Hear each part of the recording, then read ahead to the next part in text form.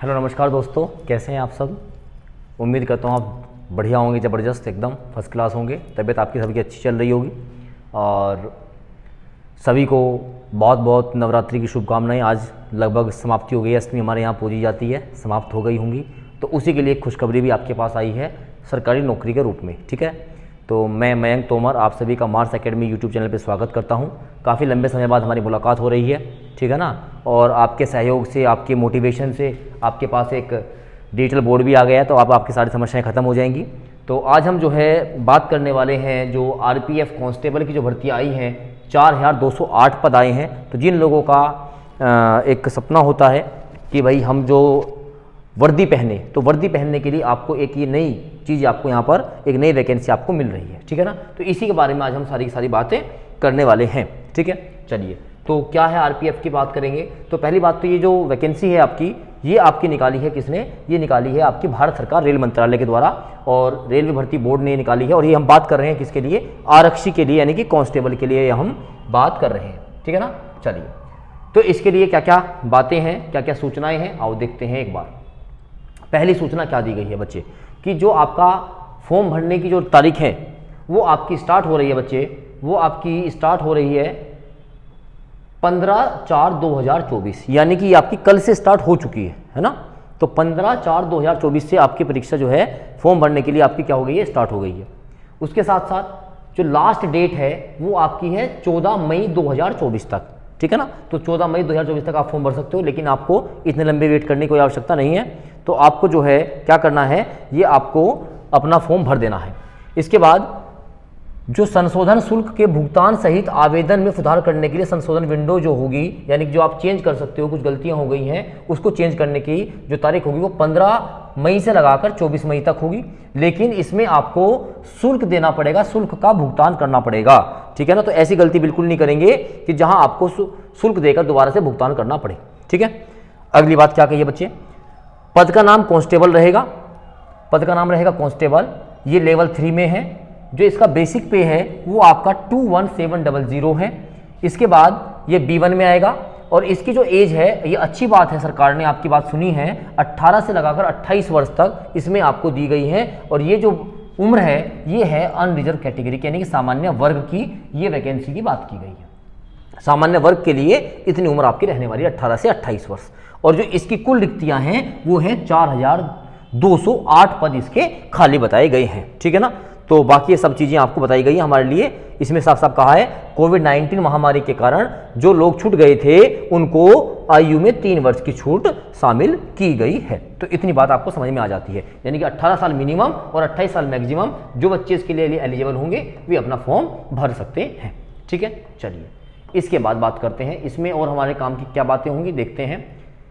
ये कहा गया है, इस वाली अगर हम स्लाइड की बात करें, जो हमारे काम की बात है, उसमें क्या है कि जो आपकी एज है, जो आपकी एज है वो काउंट की जाएगी 1/7/2024 को, यानी कि 1/7/2024 में, 1/7/2024 में जो आपके पास एज होगी काउंट वहां से की जाएगी। तो आप अपनी एज को वहीं से कैलकुलेट करेंगे।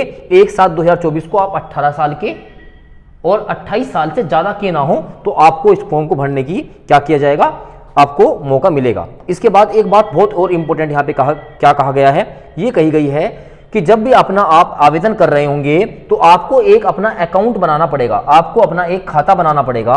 और खाता बनाते समय खाते में जो आपने अपना जो अकाउंट बनाया है, जो उसमें आपकी बेटा ईमेल आईडी है, जो आपकी ईमेल आईडी है, जो आपका मोबाइल नंबर है, वो चेंज नहीं होंगे। तो ढंग से भरना है, इस चीज को साफ साफ लिखा है, इसमें से किसी को भी किसी भी स्तर पर संशोधित नहीं किया जा सकता। इसलिए जो आपकी अपनी आईडी है, जो आपका अपना मोबाइल नंबर है, वही आपको डालना है। ऐसा होता है, बहुत बार देखा गया है, जब OTR करवा रहे थे हम SSC में, कि बच्चे जाते हैं फॉर्म भरवाने के लिए, तो जो कैफे वाला होता है वो अपना नंबर डाल देता है, अपना मोबाइल नंबर डाल देता है, अपनी ईमेल आईडी डाल देता है, फिर बच्चा परेशान हो जाता है। तो इसलिए जब भी आप फॉर्म भरवाने जाएंगे तो उसको साफ साफ बोल देना, भाई ये मेरी मेल आईडी है और ये ही मेरा क्या है, ये मेरा फोन नंबर है, आप जो है इसी को भरेंगे, ठीक है ना। और अपना आप जरूर चेक करते रहिएगा, उसके भरोसे मत छोड़ देना। इसके बाद क्या कहा गया है, साफ साफ लिखा हुआ है, जो आप ऑनलाइन आवेदन करेंगे तो इसमें आप ईमेल आईडी और मोबाइल नंबर सहित विवरण को छोड़कर किसी भी विवरण को आप बदल सकते हैं। तो उसके लिए समय दिया गया है, लेकिन इसके लिए आपको 250 रुपये देने पड़ेंगे। अगर आपके नाम में ई की जगह ए हो गया तो आपको 250 रुपये देने पड़ेंगे। तो इसलिए फॉर्म भरते हुए उसको आप बहुत ध्यान से चेक कर लीजिएगा। और इसमें मोबाइल नंबर और ईमेल आईडी तो आपकी चेंज हो ही नहीं सकती है।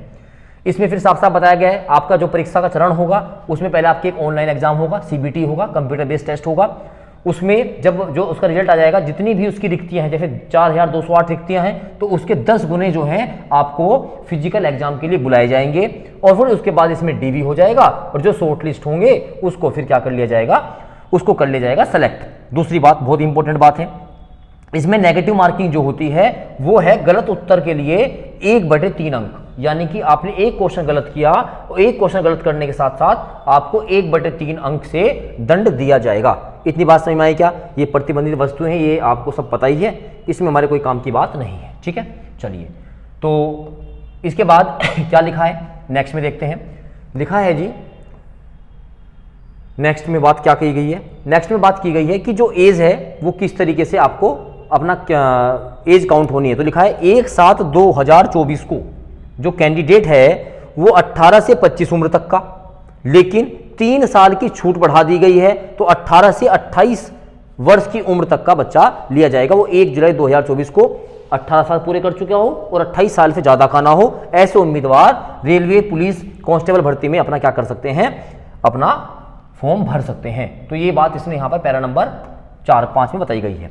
चलो इसके बाद ये आपको रिजर्वेशन जो आपका छूट होती है आपको पता ही है, ठीक है ना। जैसे इसमें SC और ST वाले बच्चे हैं उनके लिए 5 वर्ष का है, जो OBC नॉन क्रीमी लेयर हैं वो 3 साल के लिए छूट पाएंगे, ये बाकी सबके लिए है ना। चलिए तो यहाँ पर हमारे जो काम की बात है वो सिर्फ यही है कि भाई 18 साल से 28 साल, बाकी जिसका जहाँ पर जो भी उसको छूट मिलती है भारतीय आरक्षण संविधान के अनुसार उसको वो छूट मिलती रहेगी। चलिए अब हम बात करते हैं यहाँ पर इन्होंने कुछ पैसे की बात की है कि भाई पैसे कैसे दिए जाएंगे। पहली बात तो ये, इसकी जो मिनिमम क्वालिफिकेशन है वो आपकी है मैट्रिक्स 10वीं पास। इसने क्या कहा है, जो भी आपकी 10वीं की मार्कशीट में या उसके समकक्ष प्रमाण पत्र में जो भी आपकी जन्मतिथि दी गई है, जो भी आपकी जन्मतिथि दी गई है वो ही होनी चाहिए, किसी भी स्तर पर उसको चेंज नहीं किया जाएगा और आपके फॉर्म को क्या कर दिया जाएगा, आपकी उम्मीदवारी को कैंसिल कर दिया जाएगा। तो डेट ऑफ बर्थ में कोई भी गड़बड़ नहीं होनी चाहिए। इसके बाद एक बात और कही गई है कि जो आप फॉर्म का पैसा भरेंगे तो उसके लिए जो आपका लिखा हुआ है सभी वर्ग जो छूट में नहीं है उनके लिए जो शुल्क है वो कितने रुपए है, 500 रुपए है, ठीक है ना। पहले चरण की CBT देने पर या उसमें शामिल होने पर रुपए 500 में से 400 रुपए की शुल्क राशि पर लागू बैंक प्रभार काटकर शेष राशि वापस कर दी जाएगी। यानी कि जो आपसे 500 रुपए लिए जाएंगे बेटा, ये 500 रुपए में से आपको 100 रुपए काट लेंगे, तो जो 400 रुपये बचेंगे, लिखा है ना 400 रुपये की जो शुल्क राशि होगा उस पर बैंक अपना पैसा काट लेगा, जो बचेगा वो आपके अकाउंट में आ जाएगा। तो इस बात का मतलब ये है जब भी आप अपना फॉर्म भरवा रहे हो तो आप अपने अकाउंट से पैसा डलवाएंगे। आपका जो अकाउंट नंबर है, जो आपका FISC कोड है वो आप अपना डलवाएंगे। कहीं ऐसा ना हो कि आप साइबर कैफे वाले के पास जाओ, वो आपसे 500 रुपये ऐंठ लेगा, वो अपने खाते की डिटेल डाल देगा, बाकी जो रिमेनिंग पैसा होगा वो उसके खाते में पहुंच जाएगा। अगर आप एग्जाम नहीं दोगे, if you are not appear in the examination, तो पैसा आपका बिल्कुल वापस नहीं होगा। एग्जाम दोगे तो आपका उसी खाते में पैसा वापस आ जाएगा, ऐसा कहा गया। फिर अनुसूचित जाति, अनुसूचित जनजाति, एक्स आर्मी मैन और महिलाओं के लिए जो पैसा है वो कितना है, 250 रुपये। तो यहाँ पर लिखा हुआ है, उसमें भी लिखा हुआ है पहले चरण की कंप्यूटर आधारित परीक्षा में सम्मिलित होने पर रुपये 250 में से लागू बैंक प्रभार काटकर, यानी कि एक तरीके से इनका फॉर्म तो फ्री होगा, क्योंकि इसमें लिखा हुआ है साफ साफ कि भाई बैंक प्रभार काट लेंगे और जो पैसा बचेगा उनको आपके खाते में वापस आ जाएगा। तो मेरे हिसाब से अनुसूचित जाति, जनजाति, भूतपूर्व सैनिक, महिलाओं के लिए जो EWS भी है, आर्थिक रूप से जो पिछड़े हैं, उनका कोई भी शुल्क लगने वाला नहीं है। कुछ पैसे कटेंगे बैंक का और वो आपके पास वापस पहुंच जाएगा, ठीक है ना। तो ये बात लिखी है, तो इसलिए आपको यहाँ पर अपना बैंक नंबर, IFSC कोड वगैरह बिल्कुल अच्छे से क्या करना पड़ेगा, डालना पड़ेगा, तो आपके पैसे आपके खाते में वापस आ जाएंगे, ठीक है। चलिए इसके बाद क्या लिखा है भाई, तो ये उम्र की बात की गई जो हमने बताई दी आपको सारी की सारी। चलेंगे इसके बाद नेक्स्ट, इसके बाद ये आपका पैसे वाला कार्यक्रम हो ही गया। चलिए अब आपकी बात करते हैं इसमें क्या की गई है। पहली बात, जो पहला स्टेप होगा एग्जाम के लिए वो आपको एक CBT देना पड़ेगा। उसके बाद शारीरिक दक्षता परीक्षा बेटा, PET कौन कौन सी होंगी इसमें, 1600 मीटर की दौड़ है, चेस्ट कितना है वो सब इसमें होगा, लंबी कूद कितनी है, ऊंची कूद कितनी है, उसके बाद आपका DV। तो ये आपको टाइम पर जो परीक्षा कार्यक्रम होगा, जो इसके स्थान होंगे, RRB की वेबसाइट, SMS और ईमेल के माध्यम से उम्मीदवारों को दे दी जाएगी। अगर कुछ चेंज होता है तो उसमें कोई भी आपको बता दिया जाएगा, लेकिन किसी के अनुरोध पर किसी में कोई भी परिवर्तन नहीं किया जाएगा। नेक्स्ट इंपॉर्टेंट बात, जो परीक्षा का लेवल है बेटा वो 10th स्तर का होगा, क्योंकि आपकी मिनिमम क्वालिफिकेशन जो बच्चे 10th पास हैं वो ही इस फॉर्म को भर सकते हैं। इसकी कुल अवधि 90 मिनट की होगी, जिसमें 120% होंगे, यानी कि जो टाइम मिलेगा आपको इस पेपर को करने का वो मिलेगा 90 मिनट। और जो बेटा नंबर ऑफ क्वेश्चंस होंगे, जो पर्सन होंगे वे आपके होंगे 120 क्वेश्चन। इसमें 3 सब्जेक्ट आएंगे, एक तो मैथ्स होगा, एक रीजनिंग होगा और एक आपका जनरल अवेयरनेस होगा, जीए होगा, ठीक है ना। तो ऐसे लिखा हुआ है, प्रत्येक सही उत्तर के लिए 1 अंक, यानी कि आपकी परीक्षा 120 अंकों की होगी। और आपने अगर कोई क्वेश्चन किया ही नहीं है तो वहां तो कुछ नेगेटिव मार्किंग वाली बात नहीं होगी, लेकिन अगर आपका रॉन्ग आंसर होगा तो आपको 1/3 अंक इसमें काट दिए जाएंगे, यानी कि आपको बहुत सावधानी बरतनी पड़ेगी कि आपका क्वेश्चन गलत बिल्कुल भी ना हो।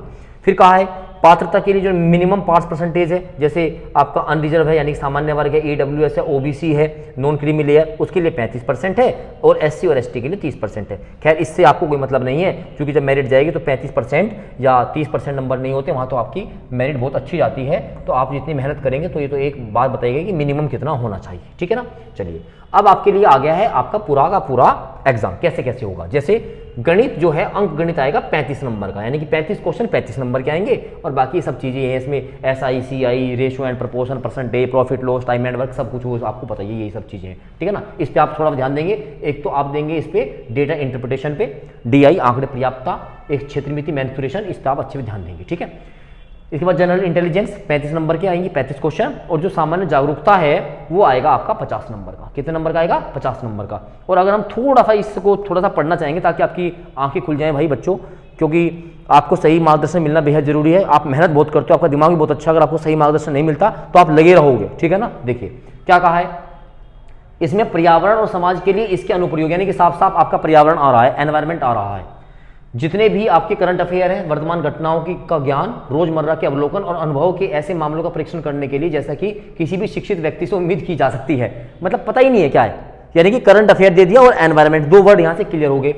परीक्षण में भारतीय इतिहास, हिस्ट्री आ गई, आर्ट एंड कल्चर, कला एवं संस्कृति, उसके बाद आपका भूगोल, इसके बाद आपका क्या आ गया भूगोल, अर्थशास्त्र, सामान्य राजनीति, भारतीय संविधान, खेल, सामान्य विज्ञान, सारा आ गया। एक एक शब्द लिख दिया, लेकिन इसमें एक वर्ड है आपका एनवायरमेंट और एक आपका बेटा करंट अफेयर, ठीक है ना। तो आपको देखना पड़ेगा, सारे सब्जेक्ट आपके यहाँ पे आ गए। इसके बाद क्या कहा है भाई, ये शारीरिक दक्षता परीक्षा है, 10 गुना बुलाए जाएंगे। चलो कोई बात नहीं, 10 गुना बुलाए जाएंगे। पहले हम अपना एग्जाम पास करेंगे, उसके बाद हम पीटी के लिए जाएंगे। तो उसके लिए क्या क्या मापदंड होने चाहिए बेटा। पहली बात, जो पुरुष हैं कांस्टेबल के लिए, उनको 1600 मीटर की दौड़ लगानी पड़ेगी 5 मिनट 45 सेकंड में। 1600 मीटर की दौड़ 5 मिनट 45 सेकंड में दौड़ लगानी पड़ेगी। आसान बात है, आप आराम से लगा सकते हो। अच्छा 800 मीटर तो ये महिलाओं के लिए होंगे, आपके लिए नहीं है, ये पुरुषों के लिए नहीं है। लंबी कूद 14 फुट की और ऊंची कूद 4 फुट की आराम से कर सकते हैं। जो महिलाएं होंगी उनके लिए 1600 मीटर की दौड़ नहीं है, इनको 800 मीटर की दौड़ करनी पड़ेगी और समय होगा 3 मिनट 40 सेकंड का, ठीक है ना। 9 फुट इनकी लंबी कूद होनी चाहिए और ऊंची कूद 3 फीट की। तो जो मेरी श्रेणियां हैं सब आराम से कर लेंगी, कोई दिक्कत वाली बात इसमें नहीं है।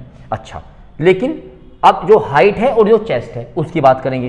तो जो इसमें अनरिजर्व है, ईडब्ल्यूएस का है या ओबीसी का है, तो पुरुष की जो हाइट है वो 165 मीटर, महिलाओं की 157 सेंटीमीटर, छाती का फुलाव 80 और सॉरी जो नॉर्मल चेस्ट होगी 80 और 5 मीटर का फुलाव के साथ उसकी चेस्ट होनी चाहिए 85 की, है ना। तो जब वो चेस्ट फुलाएगा ना, एक तो नॉर्मल चेस्ट होती है, एक जब वो फुलाव होता है तो कितना होना चाहिए, 5 मीटर का फुलाव आपका आना चाहिए, ठीक है ना। इससे पता लगता है कि आपके जो लंग्स हैं, जो फेफड़े में ठीक भी हैं, उनमें सांस आ भी रहा है या नहीं आ रहा है। तो मेरे सारे शेर इस काम को कर लेंगे। SC ST के लिए जो हाइट है वो 160 है, महिलाओं के लिए 152 है, छाती कितनी है 76.2 और 5 मीटर का फुलाव हो गया तो वो इतनी हो जाएगी।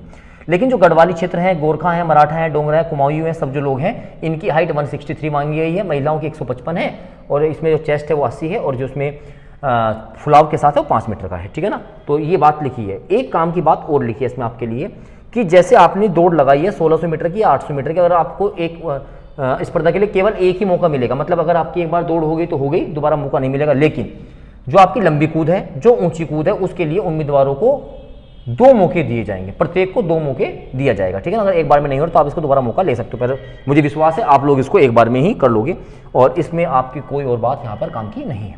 चलिए इसके बाद ये शुल्क जमा करोगे भाई, ठीक है। शुल्क जब आपका जमा हो जाएगा बेटा, इंपॉर्टेंट बात, ये फोटो भाई, इस फोटो को देख लेना।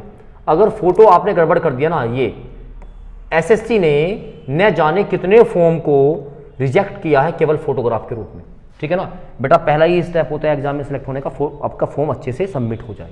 तो इसमें साफ साफ लिखा हुआ है, इसमें आपका फोटो खराब बिल्कुल नहीं होना चाहिए, जिसमें जो खराब आपका रेजोल्यूशन हो जाता है, पूरे चेहरे का फोटो होना चाहिए, पूरे केवल साइड व्यू, पहचानने नहीं योग्य चेहरा, फोटो काफ़ी, फोटोग्राफ, ग्रुप फोटो, झुका हुआ, उल्टा चित्र आदि बिल्कुल नहीं होगा, ये सब अमान्य होंगे। पूरे शरीर का फोटो नहीं, केवल आपको पासपोर्ट साइज का फोटो चाहिए, ठीक है ना।